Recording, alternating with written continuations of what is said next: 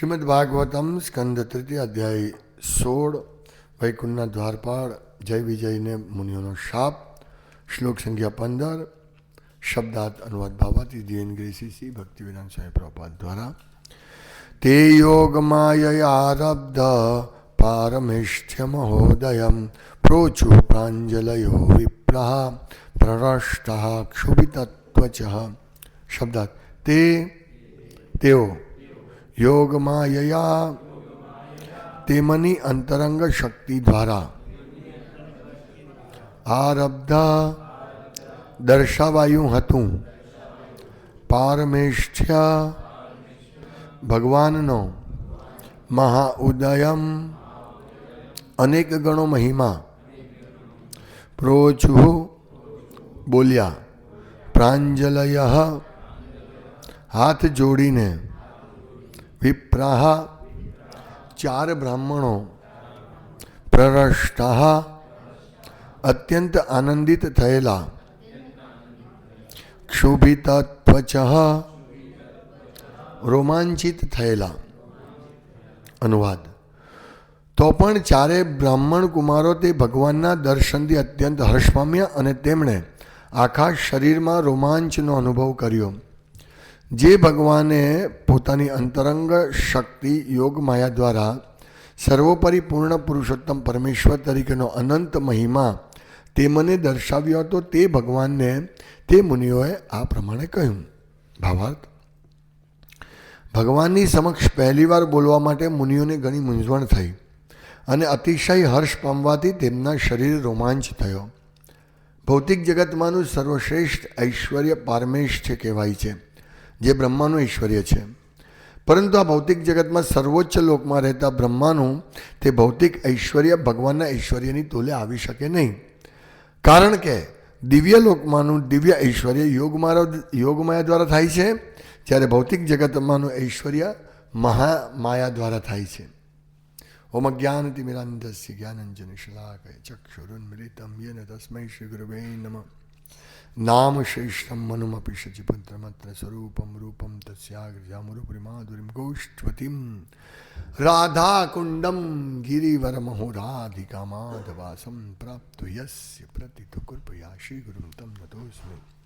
વંદેહમ શ્રી ગુરુ શ્રીપદકમલમ શ્રી ગુરુ વૈષ્ણવમ શશ્રુપમ સાગરજાતમ સહગણનાથાન્વિતમ તમ સલ્યુમ સાદ્વૈતમ સૌદૂતમ પરિજન સહિતમ કૃષ્ણ ચૈતન્ય દેવમ શ્રી રાધા કૃષ્ણ પાદાન સહગણ લલિતા શ્રી વિશાખાન્વિતામ શ. હે કૃષ્ણ કરુણા સિંધુ દીનબંધો જગતપતિ ગોપીશ ગોપિકાકાંત રાધાકાંત નમોસ્તુતે તપ્ત કાંચન ગૌરાંગી રાધે વૃંદાવનેશ્વરી વૃષભાનુ સુતે દેવી પ્રણમામિ હરિ પ્રિયવાંછા કલ્પતરુભ્યશ્ચ કૃપા સિંધુભ્યૈવ ચ પતિતાનાં પાવનેભ્યો વૈષ્ણવ્યો નમો નમઃ. શ્રી કૃષ્ણ ચૈતન્ય પ્રભુ નિત્યાનંદ શ્રી અદ્વૈત ગદાધર શિવાસાદિ ગૌર ભક્તવૃંદ. હરે કૃષ્ણ કૃષ્ણ કૃષ્ણ હરે હરે હરે રામ રામ રામ હરે હરે. હરે કૃષ્ણ. ચાર કુમારો ભગવાન જે વાણીથી દિવ્ય વાણીથી ગંભીર વાણીથી એક રહસ્યમય ઉપદેશ આપે છે, ગંભીર ઉપદેશ આપે છે. તો ચાર કુમારોને સમજ નથી પડતી કે ભગવાન ખીજવાય છે કે ભગવાન ખુશ છે, પ્રસન્ન છે. કારણ કે ભગવાને જે આપણે ગઈકાલે ચર્ચા કરી કે ભગવાન જે પણ કહ્યું કે ભક્તો બ્રાહ્મણો મને પ્રિય છે, અરક્ષિતોનું રક્ષણ થવું છે, તો કન્ફ્યુઝ થઈ ગયા ચાર મુનિઓ કે અમને ખીજવાય છે કે અમને ઉપદેશ આપે છે. તે સમજી નહીં શક્યા હતા કે ભગવાન શું કરવા માંગતા હતા. ભગવાન પ્રસન્ન થયા હતા કે ગુસ્સે થયા હતા. કારણ કે ભગવાનના શુદ્ધ ભક્તોને એમણે શાપ આપ્યો હતો. તો પણ જે થયું તે, કારણ કે ભગવાનના દર્શન થયા ને. તો અહીંયા શું લખે છે કે ભગવાન પારમેષ્ઠ્ય મહોદયમ, પારમેશ્વર ભગવાનનું જે ઐશ્વર્ય હતું પારમેષ્ઠ્ય મહોદયમ, તો એ અનેક ગણો મહિમા છે. પારમેષ્ઠ્યમ પારમેશ્વર એટલે બ્રહ્માનું ઐશ્વર્ય, આ જગતનું સૌથી મોટું ઐશ્વર્ય. બ્રહ્માજીનું ઐશ્વર્ય સૌથી મોટામાં મોટું. પ્રથમ જીવ તો એને પારમેશ્ય કહેવાય, પણ પારમેશ્ય મહોદયમ, પારમેશ્ય પણ અનેક ગણું મહિમાશાળી. એટલે પ્રભુપાદ લખે છે કે આ ભૌતિક જગતમાં સર્વોચ્ચ લોકમાં રહેતા બ્રહ્માનું તે ભૌતિક ઐશ્વર્ય ભગવાનના ઐશ્વર્યને તોલે આવી નહીં શકે. કેમ? કારણ કે ભગવાનનું જે ઐશ્વર્ય છે તે યોગ માયા દ્વારા, ભગવાનની અંતરંગ શક્તિ હે કે ને, તે યોગ માયા દ્વારા, યોગ માયા આરબ્ધ, યોગ માયા દ્વારા દર્શાવ્યું હતું. એટલે જે ભગવાનનું ઐશ્વર્ય છે તે અદ્ભુત ઐશ્વર્ય હોય, પાર આ જગતના કોઈ પણ ઐશ્વર્યથી વધારે હોય છે. તો અને આ દિવ્ય જગત, આ ભૌતિક જગતમાં જે પણ ઐશ્વર્ય મળે છે, આ થોડો પંખો ચાલુ કરવો પડશે, ધુમ્મસ થઈ ગયું. આ પેલો આ ભૌતિક જગતનું જે પણ ઐશ્વર્ય છે તે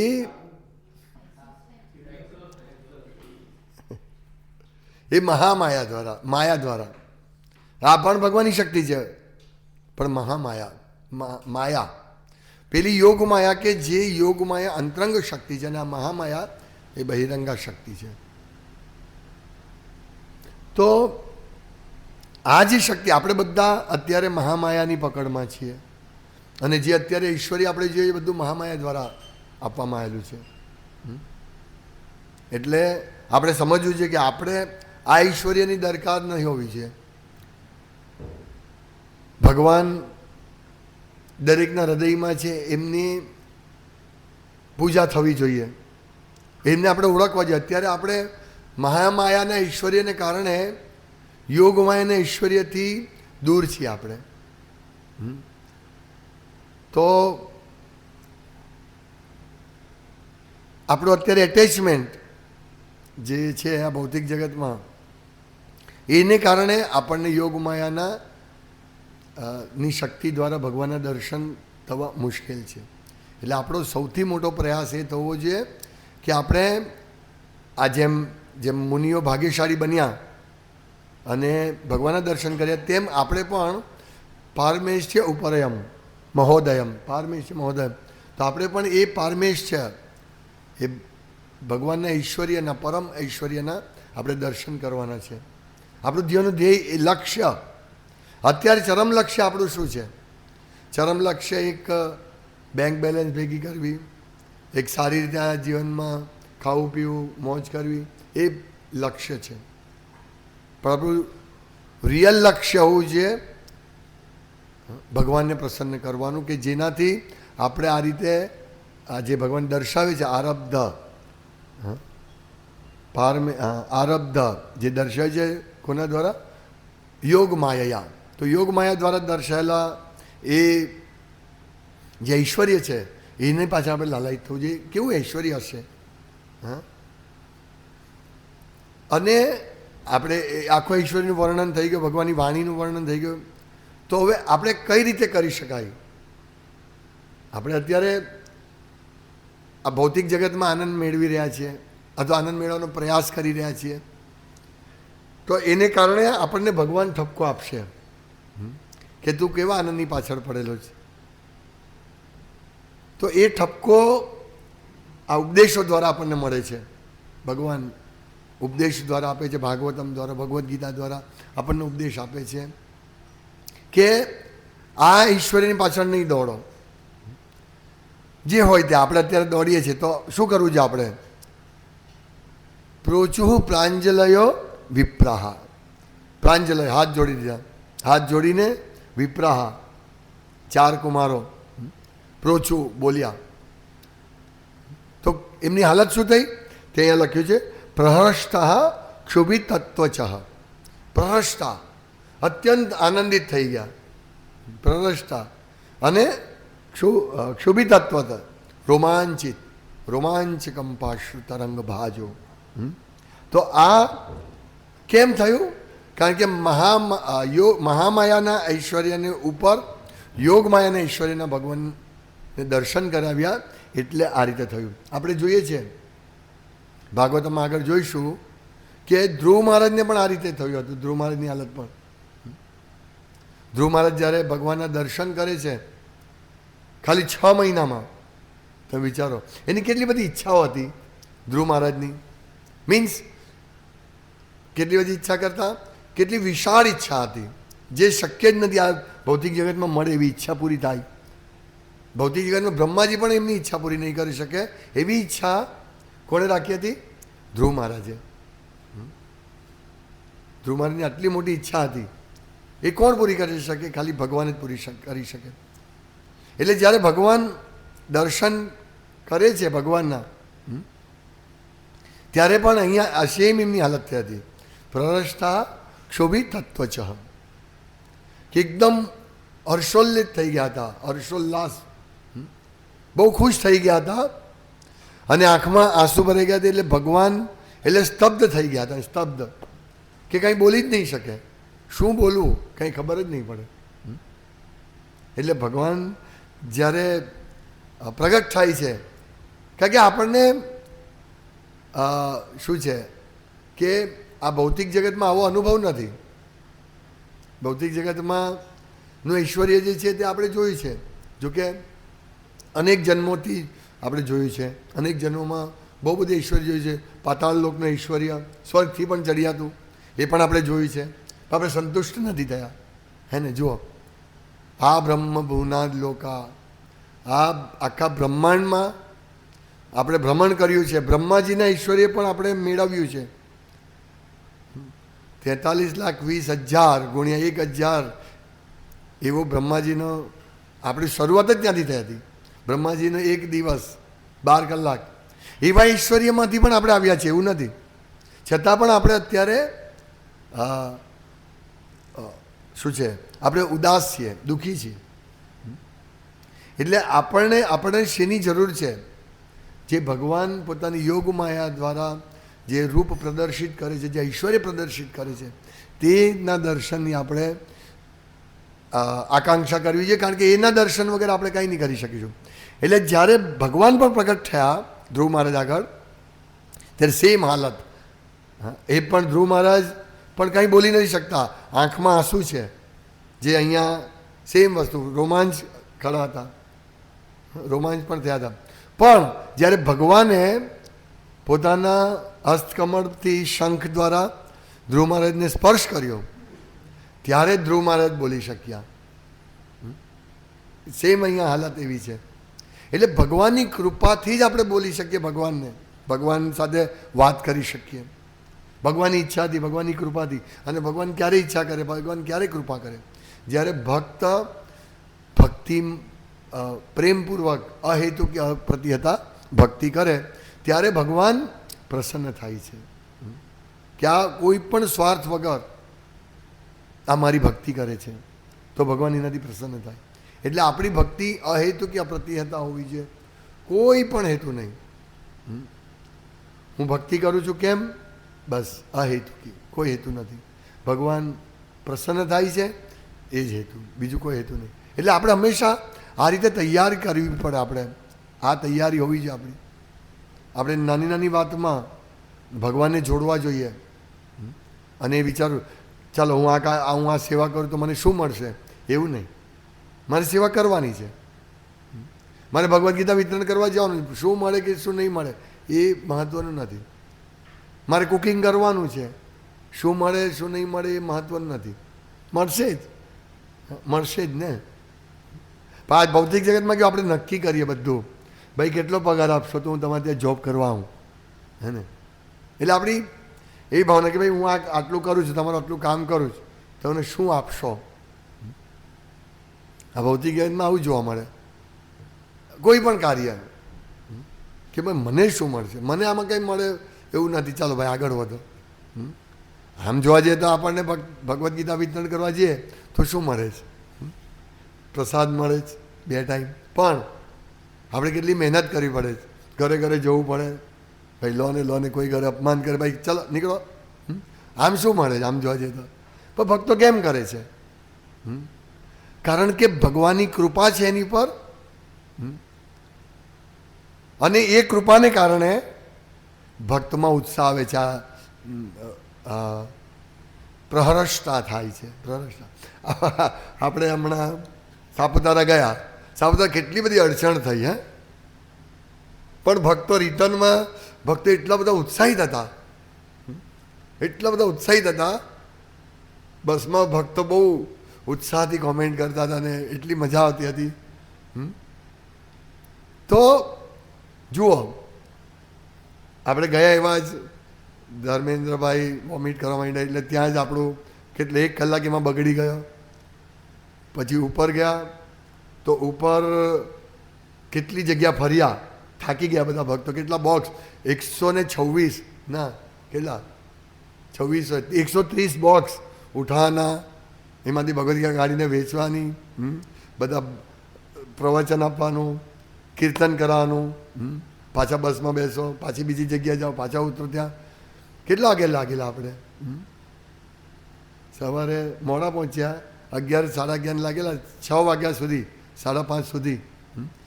એ તો કર્યું, પણ ગેસ પૂરો થઈ ગયો. તો પણ ભક્તો દોરડેથી બાંધી ધીમે ધીમે લાવ્યા. કોઈ ભક્ત એમ નથી અરે આ શું, આપણે ભગવાનની આટલી બધી છે કે આવું આપણને પરિણામ મળ્યું? નહીં, બધા ભક્તો ઉત્સાહિત હતા. હે ને? કેટલી વિકટ પરિસ્થિતિ, કેટલી ગંભીર હતી, મીન્સ કેટલી અડચણ હતી, મોટી અડચણ હતી, પણ ભક્તો અત્યંત પ્રસન્ન હતા. આપણે અહીંયા 12:30 આવ્યા, પણ એટલે આ વસ્તુ આને કહેવાય જે દિવ્ય ઐશ્વર્યના દર્શન. આ એક ઝલક છે, તમે સમજો. ઇવન આપણે સન્ડે પણ ભક્તો બુક ડિસિઝન કરવા જાય છે તો અડચણ તો પડે ને. પ્રસાદ પછી ઘરે ઘરે જવાનું, ભાઈ આ સોસાયટીમાં જવાનું, અહીંયા કોઈ લેતું નથી, બીજી સોસાયટી એડજસ્ટ કરીએ, ત્રીજી જગ્યાએ કેટલું કન્વિન્સ કરીએ, અને એક બુક જાય. હે, ઘણીવાર તો આપણે 10 ઘરે જઈએ, કોણ લેશે, કોણ લેતું જ નથી. પછી 11મા ઘરે આખું ભાગવતમ સેટ લઈ લઈશ. હે, હા, ભગવાન ઐશ્વર્ય બતાવે છે, મીન્સ ભગવાન ભક્તની ઉપર કૃપા કરે છે. જેમ ધ્રુવ મહારાજને ભગવાને શંખના સ્પર્શ દ્વારા એમની વાણી શરૂ કરાવી હતી. પછી ધ્રુવ મહારાજ પ્રાર્થના કરે છે, સ્વામી કૃતાર્થ વરમને યાચે, હે સ્વામી કૃતાર્થ થઈ ગયો, અમારે કાંઈ વર નથી જોઈતું. એવી જ રીતે ભક્તો પણ આ રીતે સેવા કરીને ભગવાન કે બોલ તારે શું જોઈએ છે? તે તો બહુ સારી ભગવદ્ ગીતા વેચી, શું જોઈએ તારે? એક સ્કોડા ગાડી અપાઈ દો ને ભગવાન. ભક્તિ એવું નથી માંગણી કરતા, હે ને? બલકે ભક્તો કહે કે મને મમ જન્મનીશ્વરે ભવતાદ ભક્તિ રહે તું કીધું, એ ભગવાન મારે જન્મ આપની ભક્તિ આપો. જો અમારી લાયકાત નહીં હોય કે તમારા ધામમાં આ જન્મમાં આવી શકીએ, હા, તો અમને જન્મ આપણી હૈતિક ભક્તિ આપો. બીજું અમારે કશું નથી જોઈતું. અમે ગમે ત્યાં જઈએ, બસ તમારું વિસ્મરણ નહીં થાય.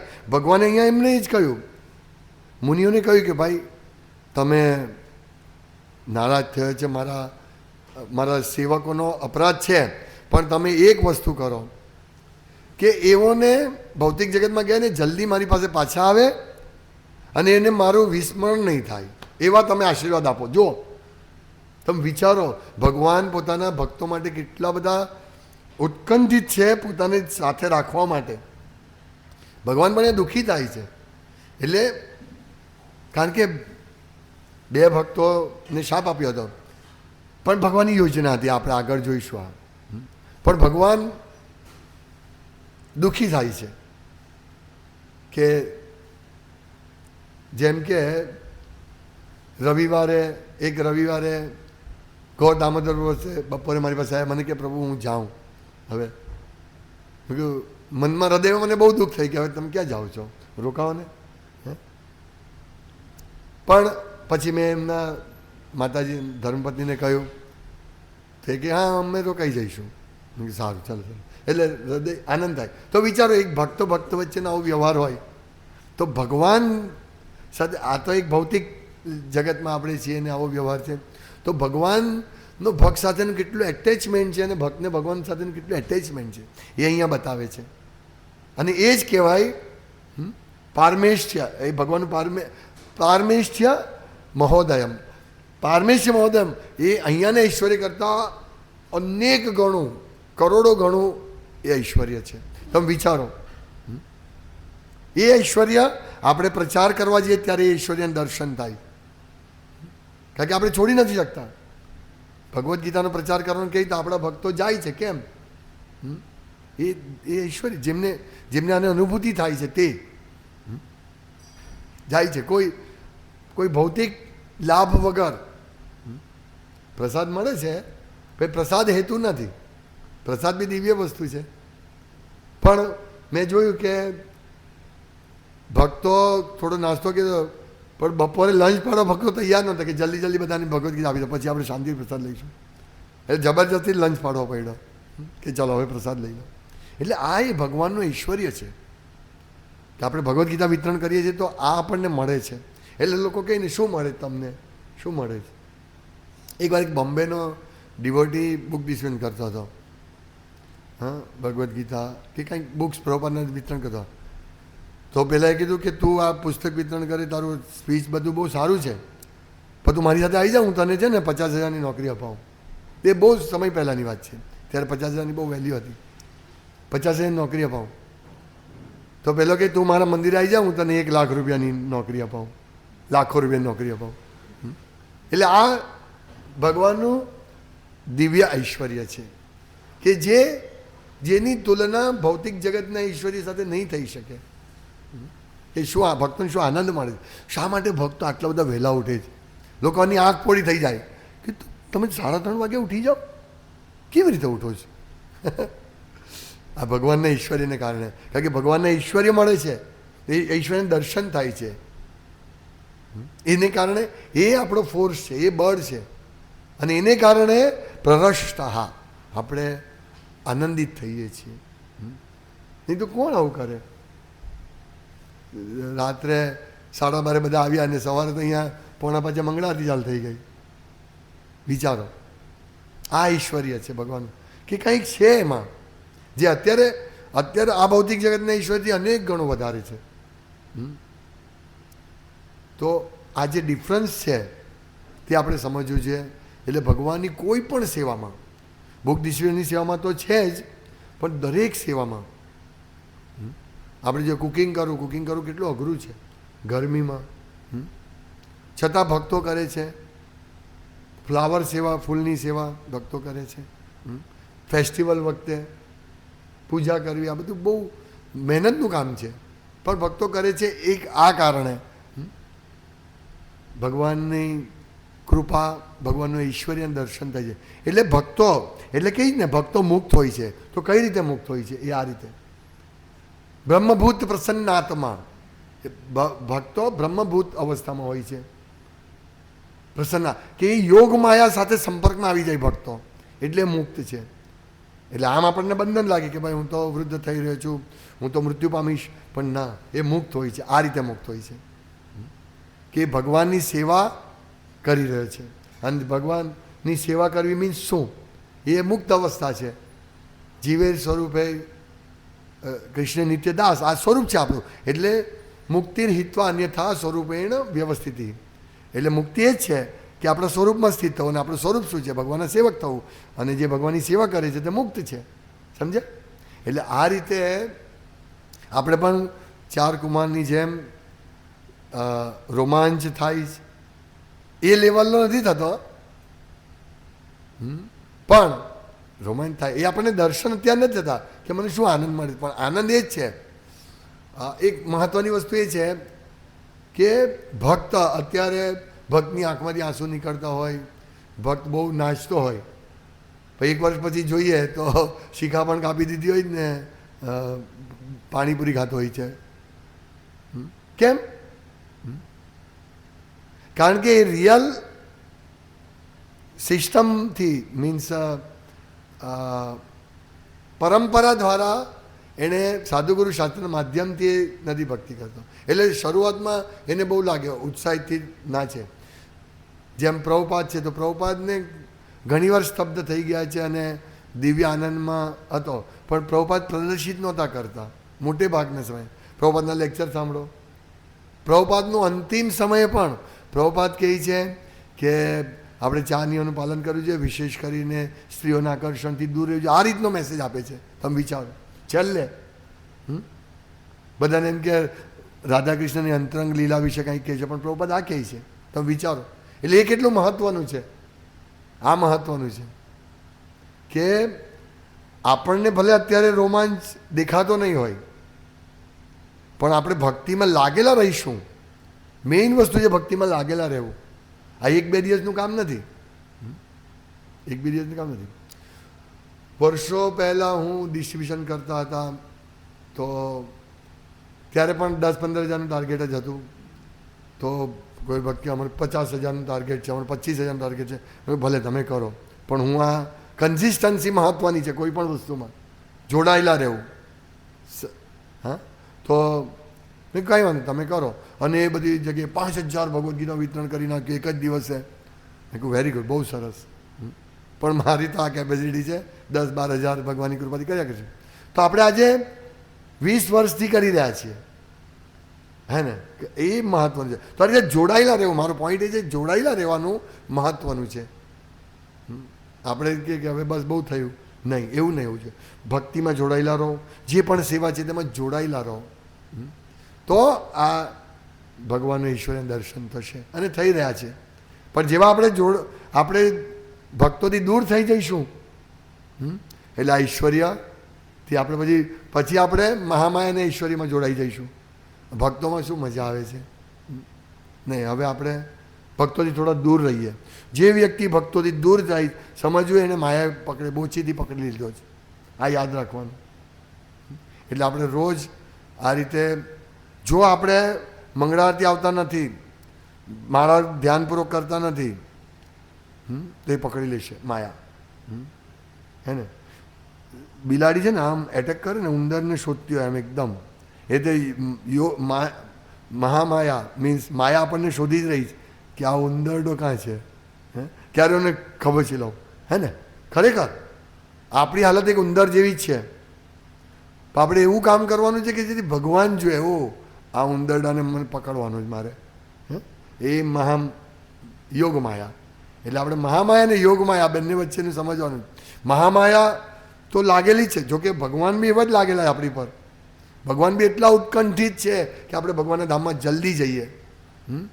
અને માયા પણ, કારણ કે માયાની સેવા છે, ભગવાને મને આ સેવા આપી છે, એટલે મને એને ટેસ્ટો કરવો પડશે ને, વૈકુંઠને લાયક છે કે નહીં એ તમારે જોવું પડશે ને. એટલે આ બંને રીતે આપણે જોવાનું છે. મીન્સ કહેવાનું તાત્પર્ય શું છે કે આપણે જરાય અસાવધાન નથી રહેવાનું, જરાય અસાવધાન રહેવાનું. ગુરુમાનની એક લેક્ચર હતું ને હમણાં, અસાવધાની ઇંગ્લિશમાં હતું. જરા બી અસાવધાન નથી રહેવાનું. અસાવધાન થયા પકડી લેશે માયા. થોડી પણ રિલેક્સ નહીં. આ રિલેક્સ જ છે. આપણે બુક ડિઝાઇન કરવા જઈએ તો બપોરે થાકી જઈએ, એટલે આપણે થોડો રેસ્ટ લઈએ, પછી ક્યાં ભક્તો લાગી જાય છે. નો રિલેક્સ, ડિસ્ટ્રીબ્યુટ. એવી રીતે આપણે ભક્તિમાં કોઈ હોલિડે નથી. આપણે કહ્યું કે ત્યાં છોકરીઓ હતી એટલે કહ્યું કે લેડીઝોને કોઈ હોલિડે નથી, પણ એમને તો પણ હોલિડે મળે છે. ભક્તોને કોઈ હોલિડે નથી. આજે સન્ડે છે કે આજે વર્ષના 365 દિવસમાં એક પણ દિવસ ભક્તને હોલિડે નથી મળતો. હા, કેમ? એને મંગળારતી તો કરવાની જ છે, 16 માળા તો કરવાની જ છે, રીડિંગ તો કરવાનું જ છે, હે ને? સેવા તો કરવાની છે. કયા દિવસે હોલિડે મળે? બીમાર હોય તો પણ. હા, એકદમ બીમાર હોય તો જુદી વાત છે. એટલે સ્ત્રીઓને પણ 3 દિવસ 4 દિવસનો હોલિડે મળે છે મહિને, પણ ભક્તોને નથી મળતો. એટલે ભક્તો આ દિવ્ય, અને ભક્તોને જોઈતો પણ નથી. તમને કે ભાઈ આજે માળા નહીં કરો, ચાલશે? તો તમે નહીં ભાઈ, માળા તમારે કરવાની. હે ને? એટલે આ ભાવના આપણી હોય છે. તમને કોઈ કંઈ સેવા નથી કરવાની, નહીં, સેવા તો હું કરી છે. આ આપણી ભાવના હોય છે, જે ઇમિડિયેટલી ઉત્સાહિત, યસ અમે રેડી છીએ સેવા કરવા માટે. તો આ ભાવનાથી આપણે ઝડપથી આપણને આ ભગવાનનું ઈશ્વરીય દર્શન થશે. હરે કૃષ્ણ. શ્રીમદ ભાગવતમ કી જય. શિલ પ્રભુપાદ કી જય. વાંછા કલ્પતરુભ્યશ્ચ કૃપા સિંધુભ્યૈવ ચ પતિતાનાં પાવનેભ્યો વૈષ્ણવેભ્યો નમો નમઃ.